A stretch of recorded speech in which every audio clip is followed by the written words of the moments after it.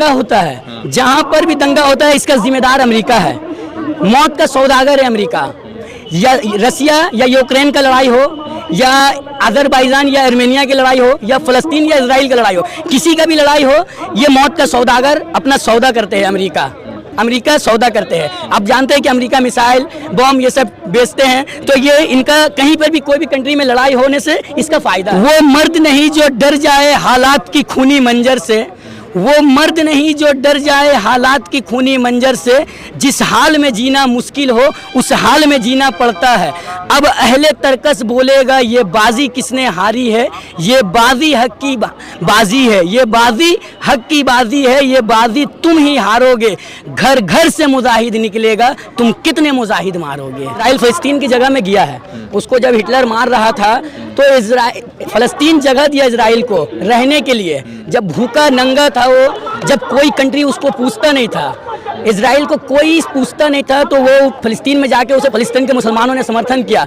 आज वो उन्हीं को मार, और उनको फ़लस्तीन की जगह को कब्जा नहीं करना चाहिए। हमेशा फ़लस्तीन पे मुसलमानों पे जुल्म होता है, सितम होता है, मगर पूरी दुनिया के मुसलमान हो या अदर्स बाई कंट्री हो, कोई आवाज़ नहीं उठाते, किसी का दिल में तकलीफ़ महसूस नहीं करते। मगर उनको महसूस करना चाहिए। हर किसी के घर में बच्चा है, हर किसी का माँ है, बहन है। आज किसी का माँ मर गई, किसी का बहन मर गया, किसी का बाप मर गया, सब अनाथ हुआ है। यहाँ गाजा को मिटाने के चक्कर में, हमास को मिटाने के चक्कर में मजलूमों को जुल्म किया जाता है। और वो चाहते हैं कि जो गाजा पट्टी है हम उसको भी कब्जा करके अपना पूरा इजराइल बना। बहुत तकलीफ होता है, कभी कभी अकेला मतलब आँख से अपने आप आंसू गिरने लगता है, इतना तकलीफ होता है।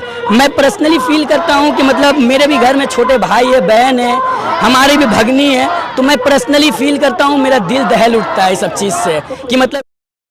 जय हिंद दोस्तों, मेरा नाम है रज़ा अंसारी। लगातार पिछले 22 दिनों से हालात ये हैं कि फ़लस्तीन में छोटे बच्चे या बड़े तमाम लोग जो है उस कगार पर खड़े हैं कि लोग दुनिया के सामने हाथ फैलाकर सवाल पूछ रहे हैं, जवाब मांग रहे हैं। आज जो हालात ये है कि तकरीबन 500 से ज़्यादा जो टैंक है वो इसराइल के वो फ़लस्तीन में दाखिल हो चुके हैं, और लगातार वहाँ पे हालात जो है बहुत टेंस है, लोग परेशान हाल है, और किसी तरह का जो है सपोर्ट किसी मुस्लिम देशों से नहीं मिल रहा है। एड जा रहा है, चाहे वो राशन की शक्ल में हो, दवाइयों की शक्ल में हो, या तमाम दूसरी चीज़ों में।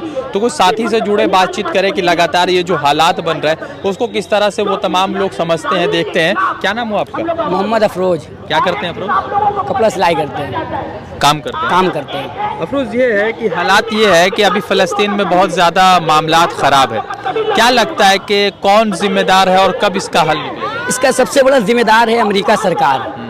जैसे कि अमेरिका सरकार इजराइल का साथ दे रहा है, उसे साथ नहीं देना चाहिए था, जम के उसका मुखालिफत करना चाहिए था कि ये जो इजराइल उसकी जगह, इजराइल फ़लस्तीन की जगह में गया है। उसको जब हिटलर मार रहा था तो फ़लस्तीन जगह दिया इजराइल को रहने के लिए। जब भूखा नंगा था वो, जब कोई कंट्री उसको पूछता नहीं था, इजराइल को कोई पूछता नहीं था, तो वो फ़लस्तीन में जाके उसे फ़लस्तीन के मुसलमानों ने समर्थन किया।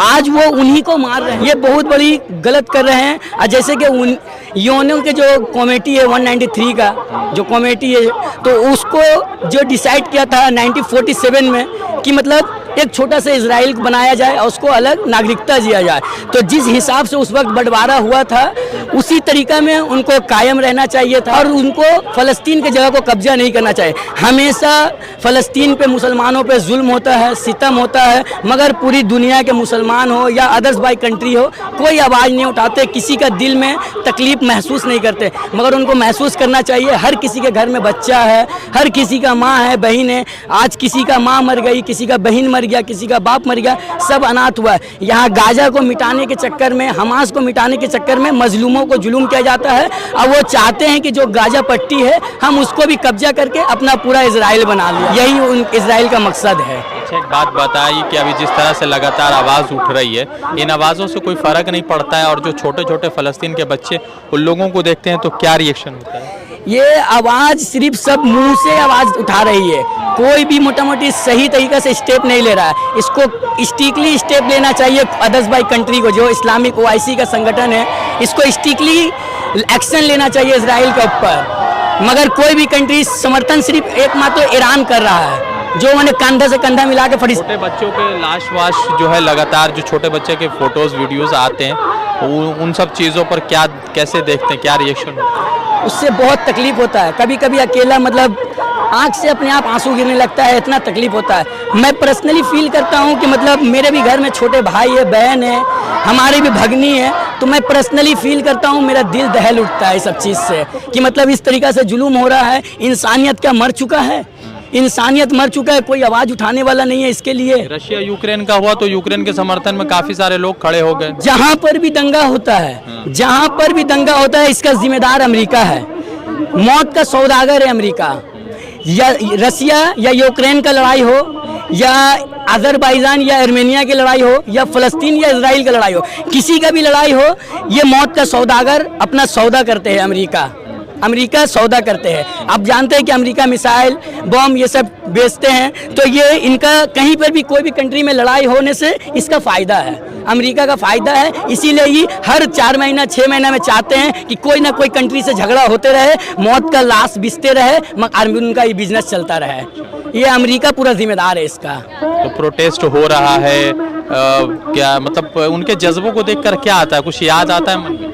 जो फ़लस्तीन के बच्चे हैं वहाँ, जो फ़लस्तीन के बच्चे को दिल के अपना दिल फूल उठता है कि आज मतलब लगता है कि पूरी दुनिया में इंसानियत सिर्फ फ़लस्तीन में जिंदा है। पूरी दुनिया में इंसानियत मर चुकी है, सिर्फ फ़लस्तीन में इंसानियत जिंदा है। और वहाँ के बच्चे हो, बड़े हो, माँ हो, वहाँ का हमने एक वीडियो देखा कि एक हमास का संगठन का एक मतलब मीडिया में बोल रहा था, तो वो माँओं ने उनका मास्क उतार दिया कि तुम खुल के बोलो, तुम कोई गलत नहीं कर रहे हो, तुम हक की लड़ाई लड़ रही हो, छुप के लड़ने की ज़रूरत नहीं है, सामना सामनी लड़ो। और हमास को कभी ख़त्म नहीं कर सकेगा इजराइल, क्योंकि जब इजराइल ने आज 2000, 5000, 10,000 हमास थे, तो आज इजराइल को इस तरीक़े से मारा गया या अपने हक के लिए लड़ा गया।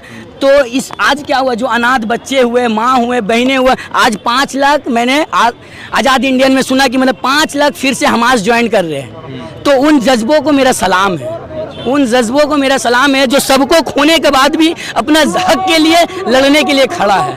उन जज्बों को हम सलाम करते हैं। सवाल है, कुछ शेर वर ये मतलब इन बच्चों को देखते तो हौसले में क्या आता है कुछ? वो मर्द नहीं जो डर जाए हालात की खूनी मंजर से, वो मर्द नहीं जो डर जाए हालात की खूनी मंजर से, जिस हाल में जीना मुश्किल हो उस हाल में जीना पड़ता है।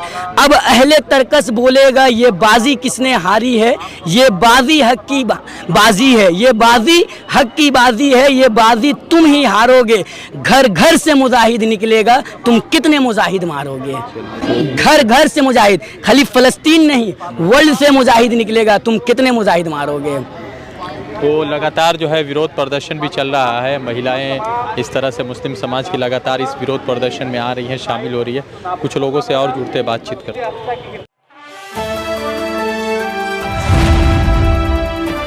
द इंडियन खबर, सच आपके सामने।